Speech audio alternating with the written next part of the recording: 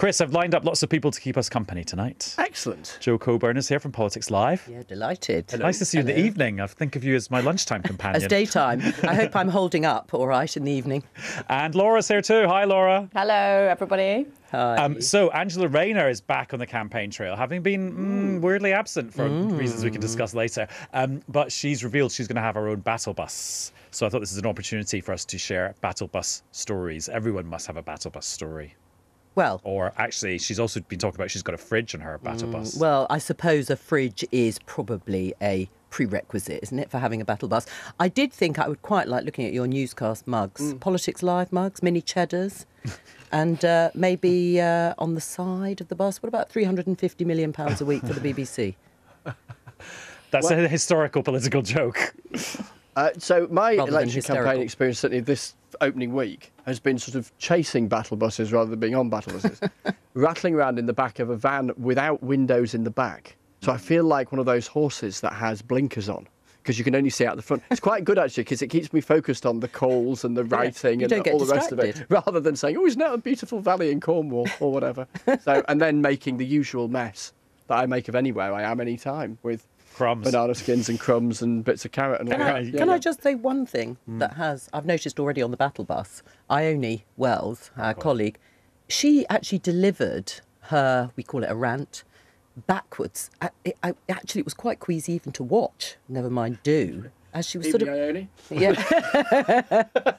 Laura, happy memories of being on the battle buses? Well, I think I remember actually the first time anyone did a live from a moving bus, because the technology had moved on so much. It was this sort of huge excitement, and now it's just a standard. Well, you know, any old moving vehicle you can be broadcasting at the same time. Memories, they always smell of toilets. Oh, lovely. And you always... I mean, the exciting time to go on them is not actually all the hours driving between campaign stops with all your glorious journalist colleagues. The exciting time to go on them is actually when you get to go on to do an interview with the leader or somebody really important, and you get kind of rushed on and then rushed off again before they go off to whoever. And I remember also a party leader who should remain nameless. We had a whole big to-do because they wouldn't let us on their bus. During a very tense moment in one campaign, which will remain nameless, but that's one of my memories of them. We should have bought a ticket. Yeah. Pardon? You should have bought a ticket. I should have bought a Well, that's not what the row was about, but it'll remain... I'll take it to the grave.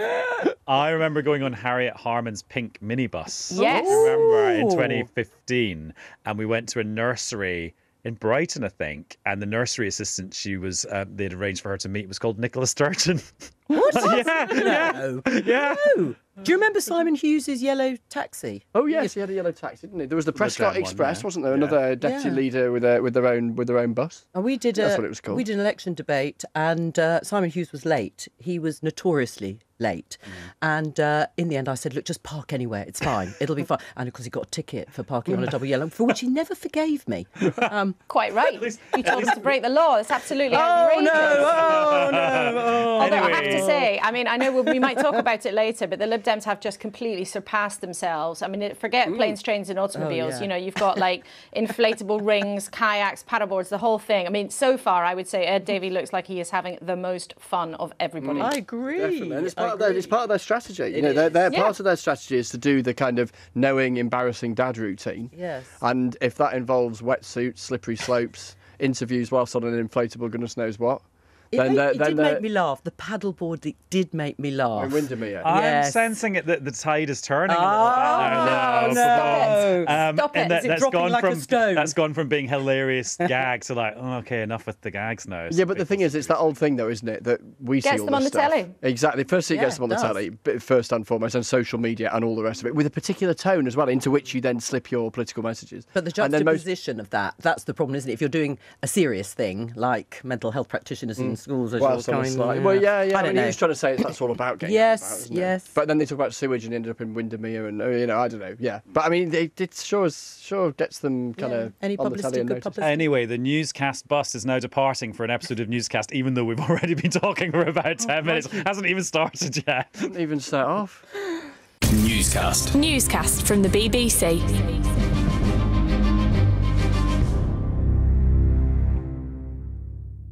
Hello, it's Adam in the studio. And it's Chris in the studio. And it's Jo Coburn in the studio. And it's Laura in another studio. Hello, everybody. Hello, everyone. So I feel like today, I mean, everyone's got a different description for what kind of day it is in the election, whether it's the first full day of campaigning or the first full week. I feel like today is the first day where it's just been proper politics just unfolding, as opposed to a series of stage managed events and like unveiling of Bit things. of noise. There's been actual noise and news happening, and people have been having to react to things that are not necessarily great for their own side. Chris? Yeah, I think that's pretty much it. I'm saying this is day one of week 2, by the way, just if you wanted to get to the point of the psychology of how long it's gone on for.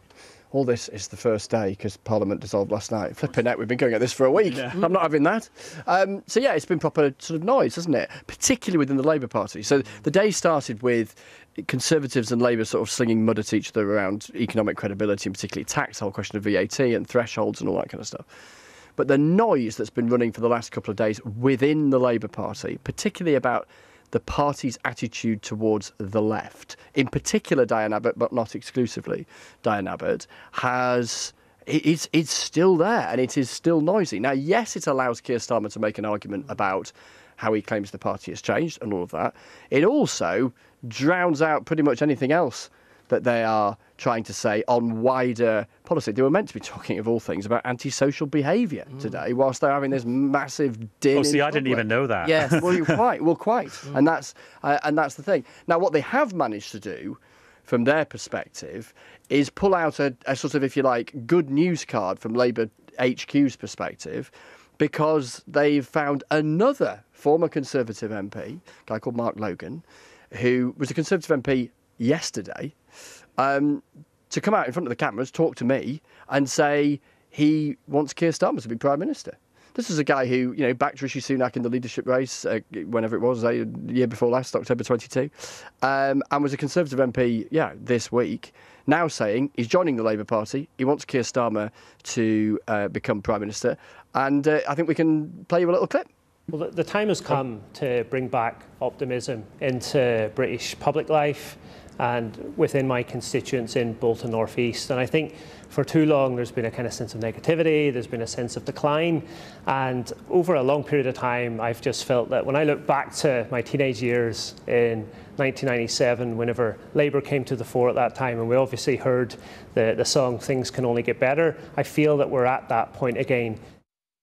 Isn't that? So that was his first answer. Exactly. It's his first, and I said to him, I said, hang on a minute, you're quoting Labour's anthem from the best part of 30 years ago. You were a Tory MP yesterday. And his first answer, he just volunteered it. I mean, that is quite incredible. And yet this has just happened literally within hours, hasn't it? And also, it's a slight echo of the music blaring behind Rishi Sunak when he started the election and called it Things Can Only Get Better. I mean, it has been interesting. I totally agree that this feels like we're really underway. It's been fast and furious, still reeling from what happened last week because so many people were astonished about it. But on the defections side, let's put it broadly, we had Lee Anderson on Politics Live in the last few days, former deputy chairman of the Conservative Party, going over to Reform. And we asked him about Natalie Elphicke, former Conservative MP for Dover, who defected to Labour, crossing the House. Was he disappointed that she hadn't gone to Reform? Bearing in mind immigration was such an important part of her sort of shtick, if you like, in Dover. And he sort of thought for a moment and he said, yeah, that was a bit of a surprise that she didn't come to Reform, but Labour are welcome to her. Talk about. I know. I mean, obviously, peace and harmony across the board. I mean, I think that this is it's another very embarrassing moment for Rishi Sunak, no question about it. A defection always is a big political story because they're so rare, but it feels actually for the Tories, they're not becoming that rare. That's kind of shifted because we've had Mark Logan. A few days ago, Lucy Allen, who was a Conservative MP, said she was going to back Reform in Telford, the seat where she's been an MP for a long time. Spin back a couple of weeks before the election itself had even started, we had Natalie Elphicke, you mentioned there, Jo, and Dr Dan Poulter, who was also unveiled by Labour as somebody else who was crossing to the Conservatives. So I think this is another humiliating moment for Rishi Sunak, not just because about the kind of comments he made to you, Chris, which is that kind of, the pendulum is swinging, actually it's time for a change, really hammering Keir Starmer's message. But also, timing is often so important in politics, and it's come just at the moment when really, for the first time, Labour's found itself in a bit of a sticky moment in the campaign because of everything that's been going on with Diane Abbott. So I think, no question, this defection is a big moment in this campaign. Before it happened, they were a bit coy about more people who would be actually coming over to the Labour Party. I wonder even if there may be any more. I don't know. That's a guess. But it kind of wouldn't surprise me, given just how carefully planned these things have been. But I wonder, Chris, does it feel to you that Mark Logan's defection was something that they've had kind of on the shelf for a while, waiting for the right moment? Or did it feel to you, speaking to him, that actually he just woke up this morning and decided to do it? So I think it was somewhere between those 2 points. So I put to him the whole thing of, well, why didn't you do what Dan Poulter and Natalie Elphicke had done and actually physically cross the floor, do that whole thing? Well, because he's not even going to stand as a Labour candidate. He's not going to stand, exactly. So he's not... And neither's Elphicke or Poulter, though. Remember that. Neither of them are going to stand. Indeed so. And his argument to that was he'd been thinking about it for a long time. He knew, obviously, it is a big deal in politics to do what he's done. His view was that because he was elected as a Conservative MP, he felt duty-bound to see out his time as that, even though his mind, he said his mind had been shifting. He described as someone who's always been, as he sees it, in the centre of politics. He thinks his mind has been changing for a while. He thinks Labour have changed too.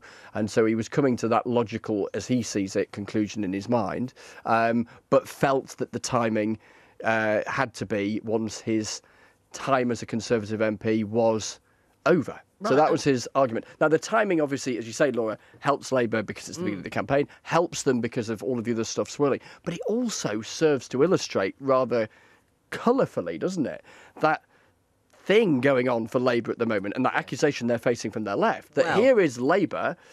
Because to be clear, just to be transparent about how this thing came about, I didn't get a call from Mr. Logan himself. I got a call from somebody senior in the Labour Party saying, do you want to come along and interview? They are proud of securing the endorsement of a Conservative MP until a matter of hours ago, whilst at the same time being in a publicly really awkward position and clearly far less than fully welcoming to people who have been for years and years and years. In Diane Abbott's case, decades and decades. Chris, I think that proudly in the Labour fold. But that is what's so interesting about this, because with the people that have been interviewed, the intervention that we'll talk about from the Deputy Leader of the Labour Party, is this underlining what Keir Starmer is so desperate to do. We are a changed Labour Party.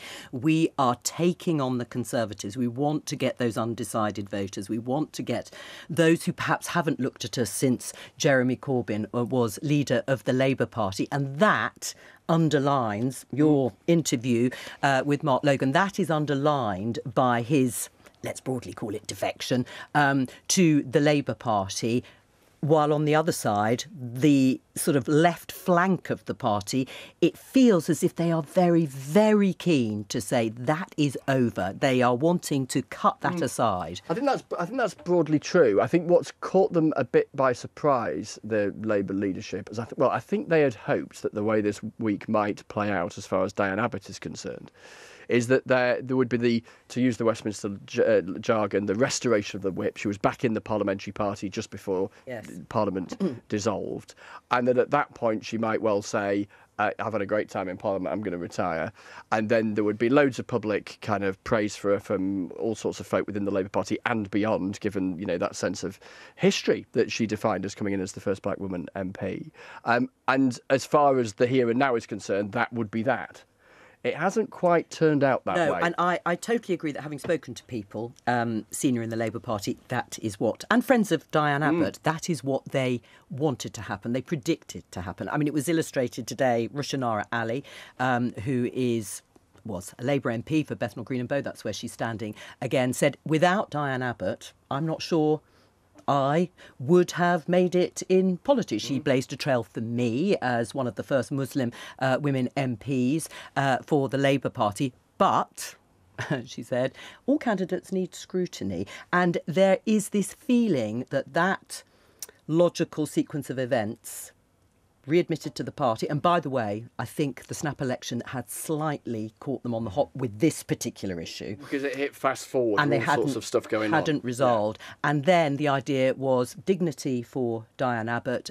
Diane Abbott would retire and they would then praise her, sincerely held, praise for her, but it didn't work out. Not enough trust. And I was going to ask Laura, Laura, Keir Starmer's critics in all of this, whether they're within Labour, whether they're in other parties who are using it as a convenient stick to beat him with, they're saying this is a bad judgment call by him. That's their accusation that they're levelling at him. What I'm not clear about is how much of a judgment call Keir Starmer actually has here versus how much of it is like a procedural thing. Because you hear about the Labour National Executive Committee having a meeting on Tuesday, and there's all sorts of other things here. And then you have people saying, well, actually, Jeremy Corbyn got in trouble when he was the leader for intervening in these things too much. And that's why the leader might be a bit more hands off now. What's your assessment of the kind of how much of this should be pinned on Keir Starmer's judgment? Well, I think point one, that plan that Jo outlined absolutely was, by my understanding too, that was the plan that Diane Abbott wanted to stand down, but she wanted to stand down with dignity inside the Labour Party rather than somebody who'd been given,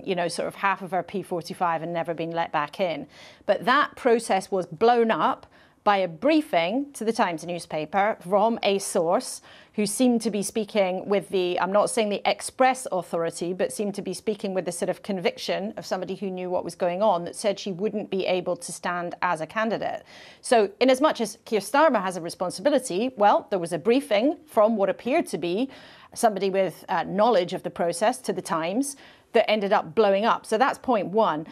Point two, it's interesting whenever you get party leaders of any stripe talking about process. So yes, processes are important. That is the case. Yes, as under Jeremy Corbyn, there was evidence of interference by people around him in these processes, and they came a cropper because of that. The same has happened in other political parties over time.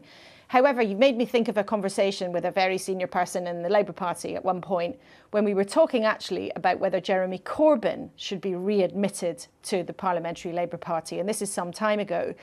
And they said to me, look, the thing is, technically, of course, this is a decision for the party and the party's machine and the party's apparatus. However, the reality is, if the leader expressed a clear view privately, then everybody knows that the machine would then fall into place. So I think in a way, look, both things are true, especially when you have a leader that right now is so dominant. Very different if you've got a leader who's, on the ropes, but you've got a leader who's been miles ahead for ages and ages and ages. The idea that if Keir Starmer didn't raise an eyebrow or lower an eyebrow, if you can do that the machine would sort of somehow, not pay any attention to that. Now, I'm sure officially the party would say, look, a process is a process is a process, except then, they're saying that, except the deputy leader, Angela Rayner, back from her little sabbatical, comes into it knowing exactly what she's doing. She's a canny politician, or it appears she knew exactly what she was doing as a very canny politician, saying, I think Diane should be allowed to stand, when her boss, Keir Starmer, hasn't expressed any view of the sort. Quite. I mean, I do also wonder, what does it say? It's interesting that Laura is saying, here's a leader who is in command and the party's, miles ahead and in he's the quite polls, happy to be seen to be ruthless as well and singularly focused on winning. So does it look as if it's a party that's perhaps not as strong, or in the mind of Keir Starmer feeling more brittle about the charge that you did serve under Jeremy Corbyn? You did stand on a platform and a manifesto for the leadership that was very much inherited from that era. That still there's this need and feeling that they really do need to put some water behind the Change Labour Party, as they talk about, and the sort of left flank of the party that was a cheerleader for Jeremy Corbyn. It's interesting, Jo. So someone said to me this afternoon, I think, look, they're still more paranoid than they really need to be by yes. now. Oh, that's right? interesting. And I think that's really, really interesting. And that kind of need to appear to be relentlessly and ruthlessly having to show the public that he's not the same as Jeremy Corbyn, that they've changed. Actually, someone, very close to all of this said to me this afternoon, I just think they need to chill. I think they need to chill and also start looking to the future rather than, that old adage in politics, you fight the last war you end up messing up. They're going to have all sorts of problems, not least during the campaign. But if they win, they're going to have all sorts of problems. They might have an enormous number of new MPs who, you know, emboldened by having won their first elections, think, well, actually, I think I've been sent to Westminster. I can do what I want. Aren't I splendid? But it's, you know, are they storing up problems for the future, not just because of what's happened with Diane Abbott, but also by pushing some candidates of people who are close to the Starmerites, as they would see it? The flip side, of course, is he's miles ahead. He wants people who are going to be competent and loyal, as he sees it. And, you know, maybe his supporters would say he's earned the right to do the best thing. But I think everybody agrees that the handling of the Diane Abbott situation has been a mess, and it's knocked them off their grid, to use the jargon, which is not something that any political party would want. Right, Chris, you have a big slug of water, please, because I'm worried you're getting a campaign cough already. No. I was talking to someone earlier today who greeted me with a really terrible sore throat. And I did actually I can't have caught it that quickly. I'm blaming I think they're plane trees, aren't they? Yes. Outside and they Parliament. really get I've to the just back been of your standing up there throat. for half an hour talking to the 6 o'clock news, and I don't normally get hay fever, but hopefully it's the plane trees and not, I think it is. not I campaign. think it is. The funniest thing It's about too those early. plane trees in Westminster is when you're What's funny interviewing an about them? MP outside and your eyes start getting scratchy. crying. Yeah, and you have to say to them, no, I'm not being moved by your soaring rhetoric about the price of bus tickets You've in upset me. Bradford. Yeah, it's like, actually, it's the plane trees. Can in I- my can favour. I Talk just to add Laura a- about can the I- price of bus tickets. No, or not paying for them, or No, buying them exactly. in the first place, having a go at me at encouraging breaking the law by some youth. On candidates, vacancies, just very briefly, former Cabinet Minister, Conservative Cabinet Minister, saying they're really worried they just can't fill these vacancies quickly enough. Again, one of the consequences, perhaps not unforeseen, of the snap election being called. Who knew that there were up to 200, is that right? That they are trying to fill these seats because everyone keeps standing down on the Conservatives. And then you add, because of the nature of, you know, the first past the post system and all the rest of it, and even in times where there is perhaps a greater political fluidity in terms of people's allegiances than there might have been a generation ago, there are still a whole lot of relatively, for certainly the big two parties, safe seats. Yeah. And therefore seats that are hopeless. And so trying to find, irrespective of the relative standings of the parties, trying to find people to stand who are doing, if you like, doing their duty by the party and offering the electorate a choice, knowing they haven't got a hope in heck, is quite a thing. Although interesting, the Green Party of England and Wales launching their campaign today in Bristol, and they say they've got people standing in every constituency, and they're very proud of that because they're like, we're not a huge party, but we've managed to do that. And then they made the joke about that they've got further ahead in that process than the Conservatives. But they're also being just quite honest that they're basically targeting all the resources at 4. And I was like, oh, that's quite refreshing. Because do you remember last time when Jo Swinson was leader of the Liberal Democrats, and it was like, vote Jo Swinson for president, we could win everything, and everyone was like, no, the electoral system makes that virtually impossible. Didn't work well, and it also didn't work. Sean Berry was on the programme today on Politics Live, and I agree. Very candid, and why not, I suppose.